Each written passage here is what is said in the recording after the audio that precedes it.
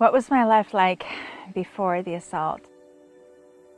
I think that things were pretty much status quo. You would consider us an average family. We had 4 kids and felt like I was kind of at the top of my game as an interpreter. I was taking on more work and traveling. I had interpreted a few cruises, which was really cool, I thought. In January of 2014, I took a two-week assignment out of town. And the last day that I was there, I finished up my job and I went back to the hotel, and it was snowy. I made it to my room and opened the door and dropped all my stuff inside and turned around to close the door, and there was a man in the doorway.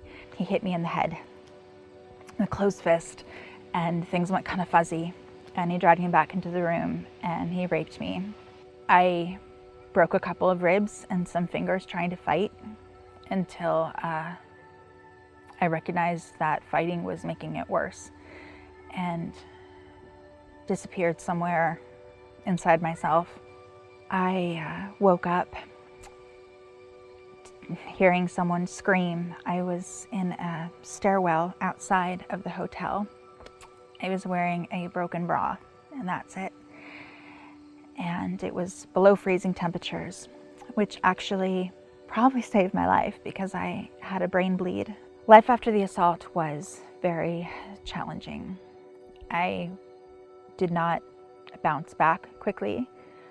I was not able to resume normal life the way it had been. 5 weeks after the rape, I was scheduled to interpret on a cruise. Day 2, I'm sick, dysentery. I wasn't getting better. The one head doctor, she said, "Is there a chance you could be pregnant?"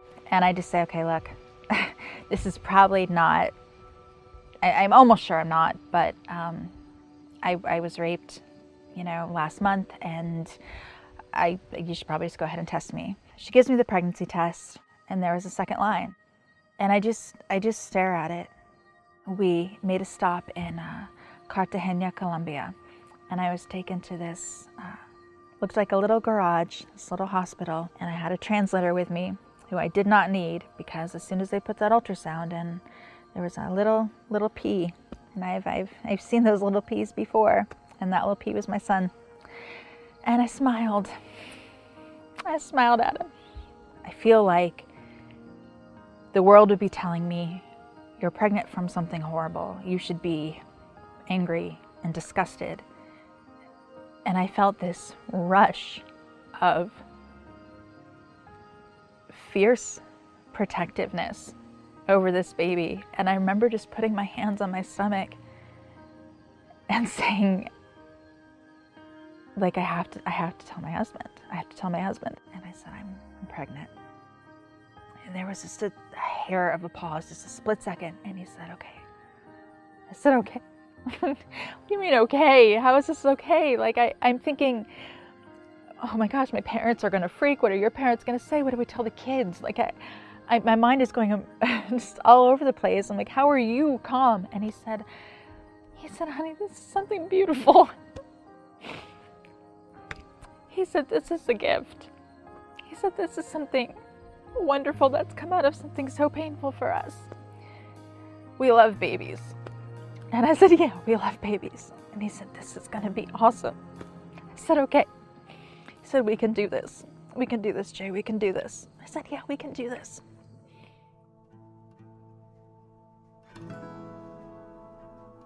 My story is not one about choice. I'm not telling my story to say, look, this is the choice that I made. I'm talking to emphasize the humanity of my son. He's a reminder that God is still on the throne, and that good still wins out over evil. In the grand scheme of things, when you look back and you think of the things that you'd like to take out of your life, I couldn't ever take back what happened to me, because it would mean not having him. And he's worth it.